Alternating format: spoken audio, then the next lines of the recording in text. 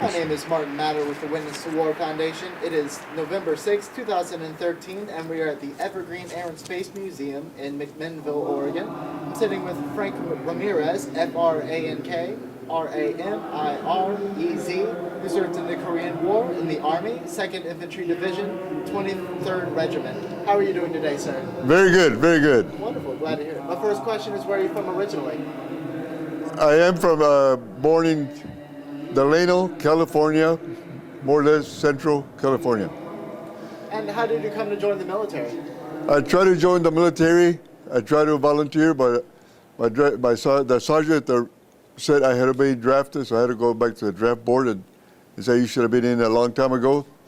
So he gave me paper to go take my physical in Los Angeles. Then I had to wait for my classification. Came back and it was 1A. Then I had to wait for my induction, which another letter said, greetings from your friends and neighbors, or that you've been inducted to report for basic training. Yes. So where did you go for basic training? Basic training, I went to Fort Ord, California.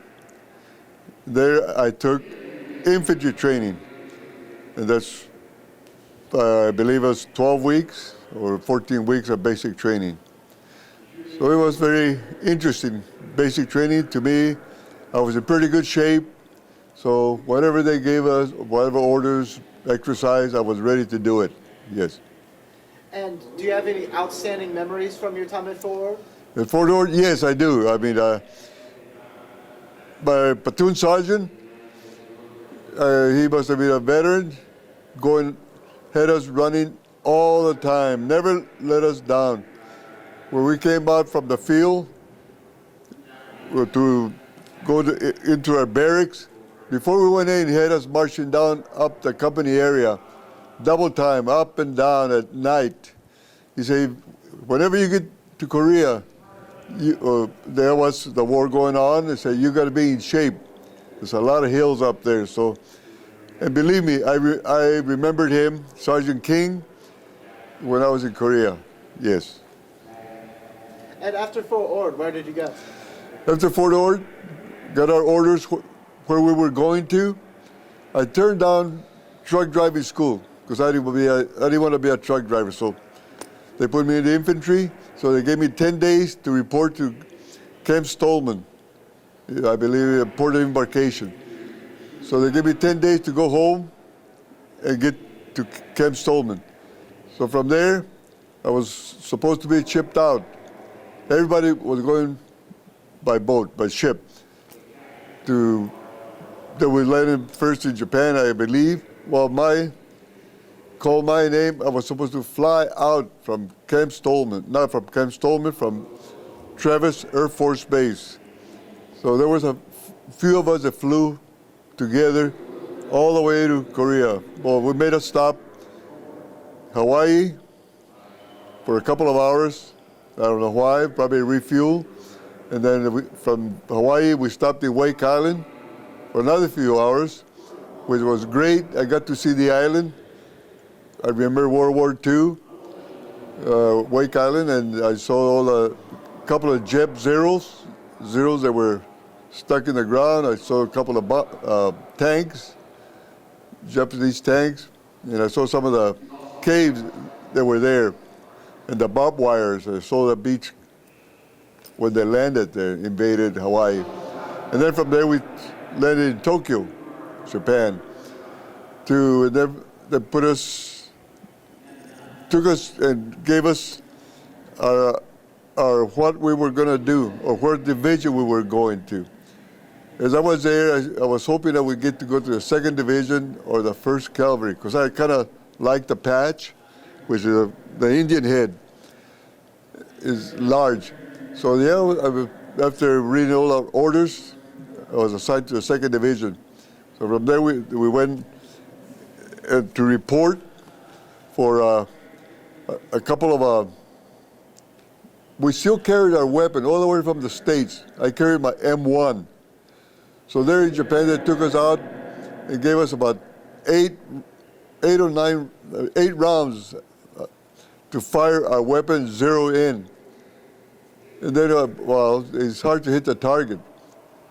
So you zero in your target, run out of bullets. So can we have some more? Said, don't worry about it. You'll zero in when you get to Korea. So that's all it was.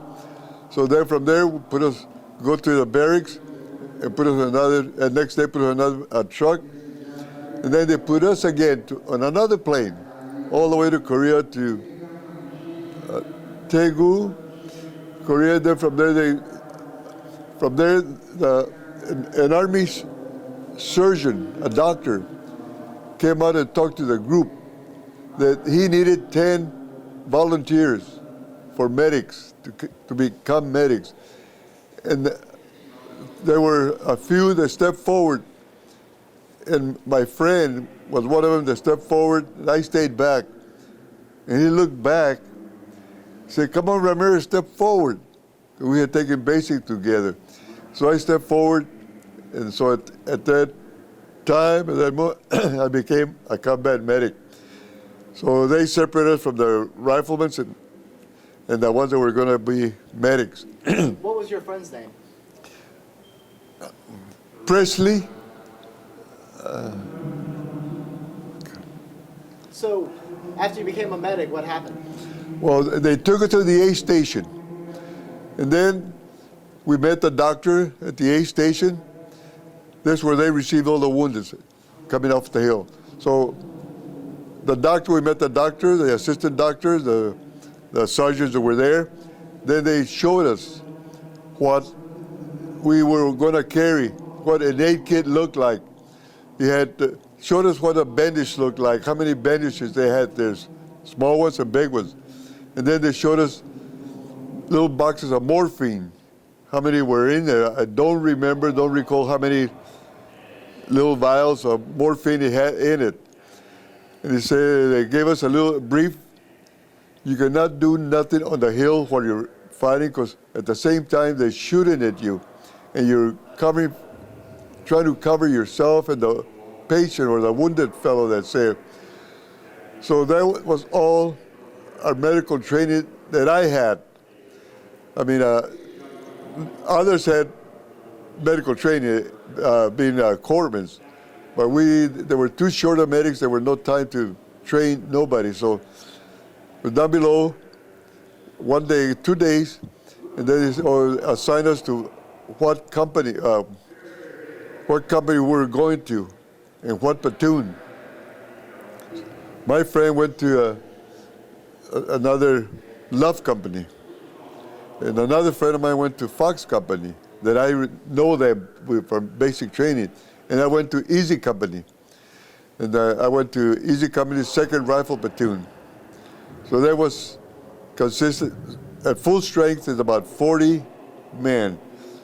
The sergeant, the assistant sergeant, and then you got your squad leaders, each squad.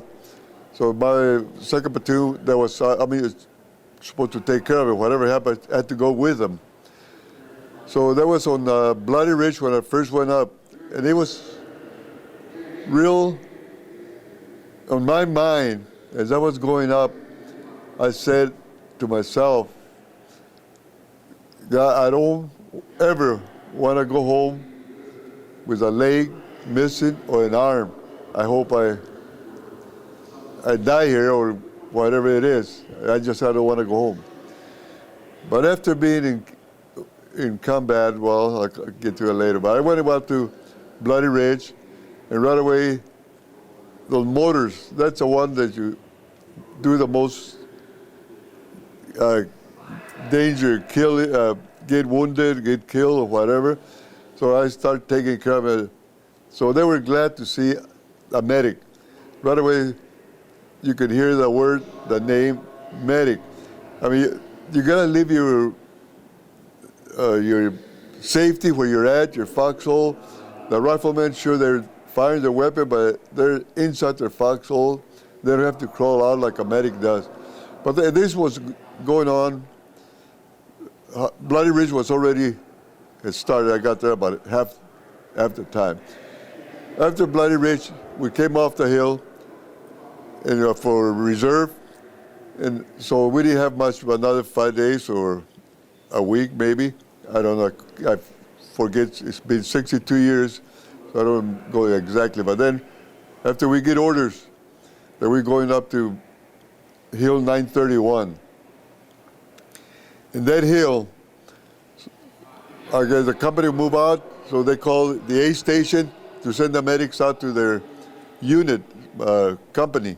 So I went to my company, Fox Company, as a medic of the rifle platoon. So right away, I met a fellow before just going out. His name was Jess Perez from California. And he was a recoilless rifleman. So we go out and we're in line all the way down the valley. And all of a sudden the motor started dropping. And as we're moving up, here I see this fellow, the first one, running back. But he was, well, not running, he was limping as fast as he could. And I saw him run limping, and I looked down at why he was limping. Half of his foot was blown off. So I stopped, hold on. I wanted to take care of his foot because I saw him bleeding and all that. I said, no, Doc, don't worry. Go up ahead, there's some more. No, but let me bandage your foot. I don't know how long it's going to take you back to the A station. Bandage his foot, give him a shot of morphine. That's one of the things I did a lot. Give shot of morphine. I don't know how much pain he was, but at least he wouldn't feel so much pain going all the way back. So as I go up more, I started bandaging in front of the fellows that we were going up, and I come to one of them. I see his rifle. As I bandage him up, I see his rifle beside the recoilless rifle. Oh, Jess Perez, the one that I just met from California.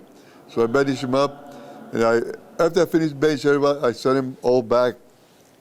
Let the riflemen do it, because they would not let me go with them. No, you stay here. So they all went back, and according to many years later, after stateside, I read a casualty list. He died 4 days later, Jess Perez from California. But anyway, after that, we kept going up. We went up the hill. We said that hill got named afterward. 931 was named Heartbreak Ridge. So we go going up that hill, and as soon as we get there, that's all it is, nothing but motor barrage. Seems like firecrackers are popping one here, one there, and everybody drops down for cover. So there you are, more patient. All you could hear was medic. I mean, there's not only one here, they're not together.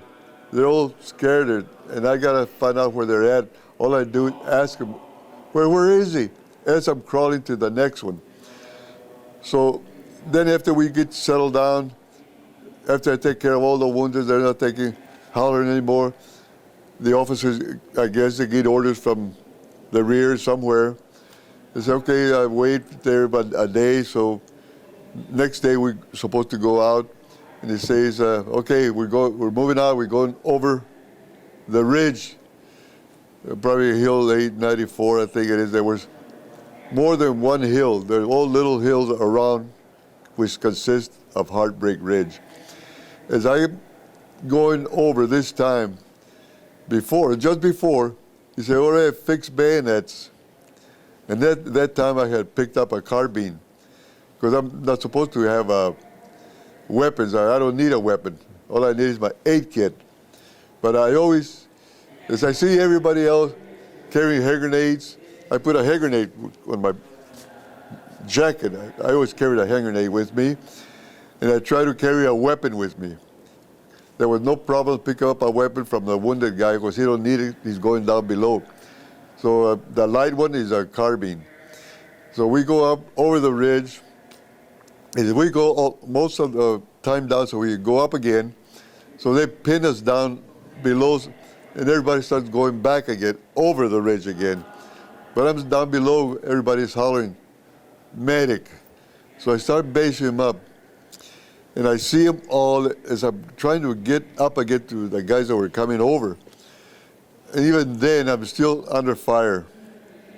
So I come to two of them. And one of them was wounded, so I bandaged up his leg or an arm. I don't know who they are. I just bandaged them. I don't know how bad they are, because I cannot examine them. All I do is cut their pants, the leg pants, the shirt, wherever the wound is, put a bandage, and give him a shot of morphine. And at the same time, the one that was beside him got hit, too. He got hit in the neck, and he hollered, "I'm hit." So as he's up there, I bandage him up, hit his neck, and bandage him. Well, just wait here. Take care of a couple of more wounded was I myself go over the ridge. I told him, just wait here. I'm looking for somebody to go help me get this fellow out. And there was two of them, riflemen, said, no, we're not going over. I need two to help me carry a wounded guy. I cannot do it myself. I cannot carry all the wounded myself. So, okay, are you going to go with us? Yes. I know where he's at. So I get him out, one get it from his legs, and the other got it from his shoulder, but he was wounded in the neck. And you could hear him pain. Don't worry about it. The pain, just get him over. So they did. There was one of the great things, they got him over. And the thing that bothers me a lot, the ones that could get over, wounded or crawl over, and their friends, their buddies, help them to get over. Because I told them, get your friend over. Somebody else is hollering for a medic. So as I'm over the other side, I looked down the ridge, because my lieutenant at the time, my platoon leader, fire your weapon, Doc. I had picked up another carbine, not the one I had before, because I was crawling myself. I picked up a carbine, I had it with me, and he saw me. Fire your weapon, Doc, at the hill, the ridge. They're coming over. So I just fired my carbine what I could, and then he hit himself, got hit in the forehead. Not bad, he was just more shrapnel. They got hit, blown as a little one, but I got a big scratch and started bleeding. Doc, I'm hit. So I just saw him, and I started, don't put that material because it burns a lot. So I just put a bandage around his head.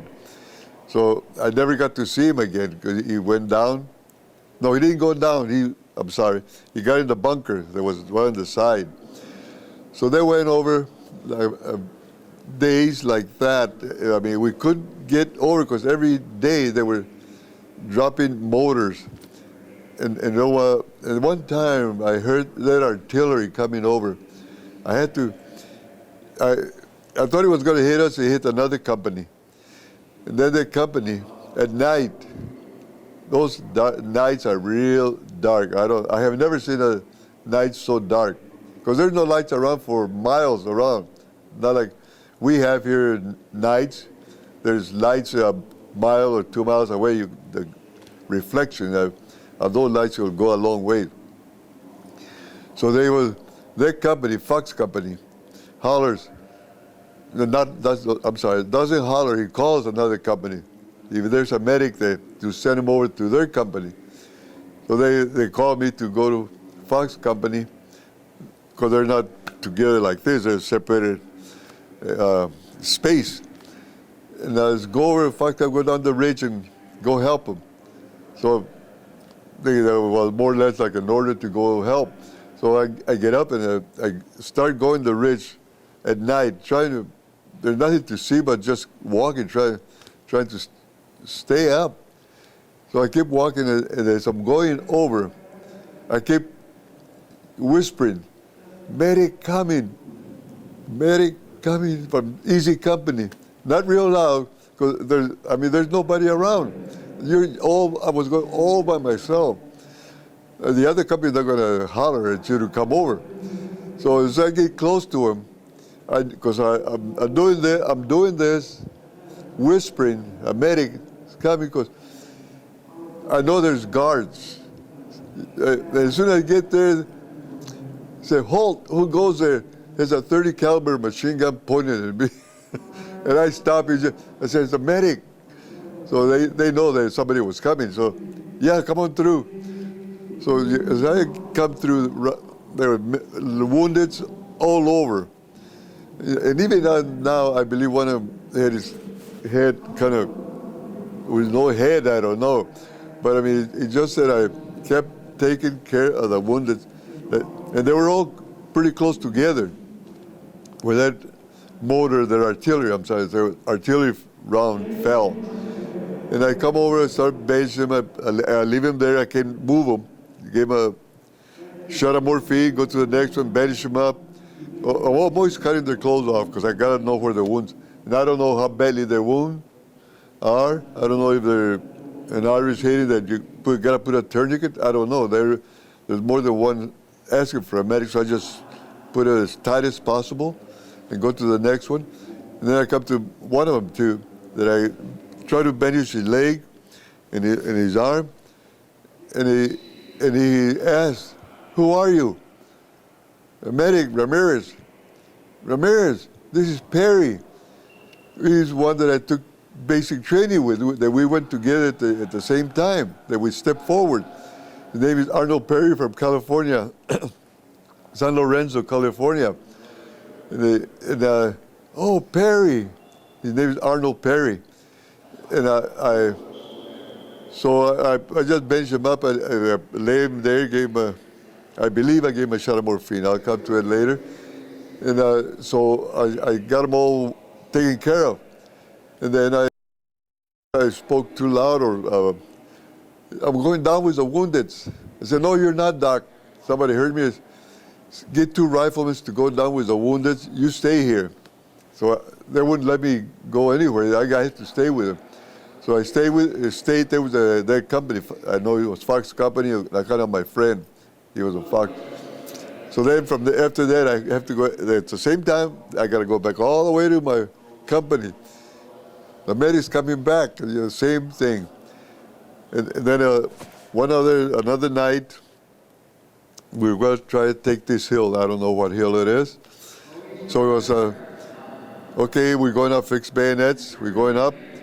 And same thing, the motors, you don't believe how, well, probably it's all in my mind. It's kind of hard to remember. I guess the Koreans had those hills zero in to where to drop their motors. And they drop the motors, they pop all over and start hollering medics.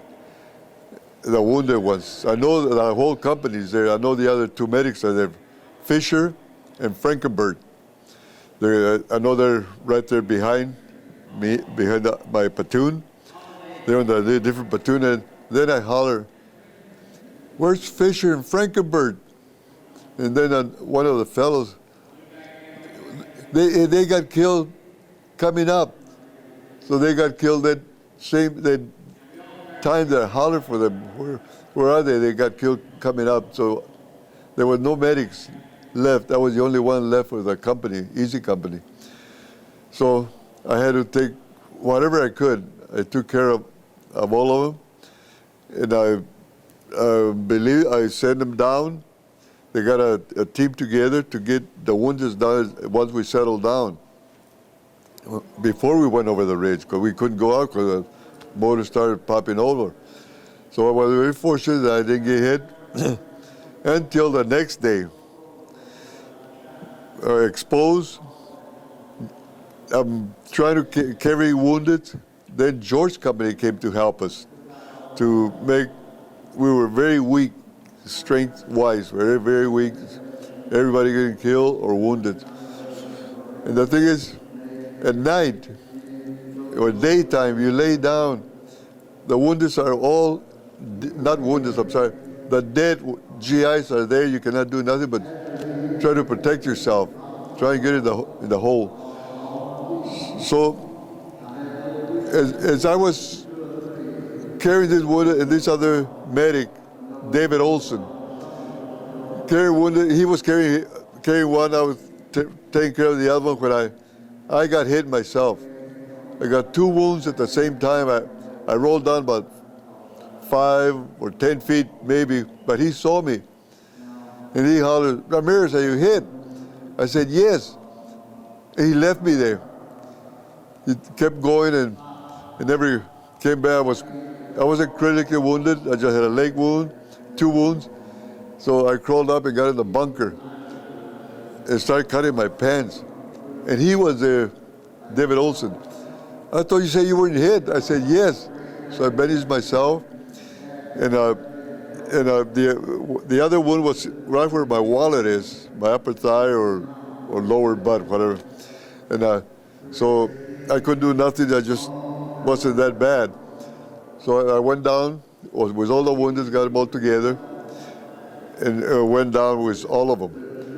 And then from the A station, we went to farther back to another hospital. It was not a hospital, nothing but field tents. And from there, right away they give you shots for whatever it is. I don't know, I didn't ask. They just said, pull your pants down and poke you. So I stayed there that night. And that night, being exhausted, tired, we had an air raid, whatever they call it. Try to get all the patients out to a ravine because there was some spotter plane up on top at night. So as I was laying down, I did not wake up. I was so tired, I guess. I didn't wake up until they were coming back. I said, how come you guys didn't wake me up? What happened? Well, there was the spotter plane, but it was like an air raid to go down. Well, I did. So anyway, next day they said, Ramirez, you're going back to your unit, to the medical aid station. But how about my leg? I'm still limping. Well, don't worry about it. Just tell them to give it light duty. Okay, so I go to my aid station to get light duty. So I report to the aid station. They take me back. And, the following day, they say, Ramirez, you going up the hill again? What? Yeah, you're going up to your company. But I'm still limping, my leg. Well, don't worry about it. Just take this other medic with you. I believe that's how short there were no medics up there. Okay, so being young, I guess, and just being young, I took the other medic with me, a new one. They told me, so I just go up and take him, sign him to a platoon, and you become company medic. So what's the difference? A company medic and the medic is just a medic up there. So you go, I take him up. He tried to take his backpack with everything, writing paper and whatever he wanted to take. I said, don't take nothing but your aid kit. No, but he wanted to take all the writing paper, I don't know what he thought, his backpack. And then we got up to that little hill, started motors coming down, said, get for cover, you jump in a hole. So he does, he got stuck. And I told you I got mad at him. Told you not to bring nothing with you but your aid kit and a weapon if you have it. But anyway, he got in. So then after the motor, we took care of some wounds and then we went up again. How did you get him unstuck? No, he just tangled himself. I mean, I couldn't. That was up to him. So I mean, I had to get for cover myself. I'd like to go back real quick and talk about your injury. What were you injured with, and it hit one in your leg, and where else? Where my upper thigh or lower thigh, whatever, right where my wallet is. And my wife always makes fun of it. When somebody tells, where were you wounded at? Tell them, then she tells them where you were wounded at, because she wants to make fun of it where I was hit. Because it was shrapnel, motor. That's what you always get. Shrapnel went right behind my knee, right here, went right through. And the other one, in fact, it is still there. Down at the VA hospital, they asked me if I wanted to take it out, they'll take it out. But if it doesn't bother me that much, they rather leave it there because they have to probe, go all the way in to take the little piece of shrapnel out. But if it doesn't bother me that much, if I can live with that, don't worry. I don't want to go into surgery and try to find it, which is still there. They showed me the X-rays where it's at, but it's too far in my upper. Yeah. So you and the other medic made it to the next company. Yeah. What happened after that? Well, David Olson, I used to visit him after the service. I used to go, he lived about 30 miles away from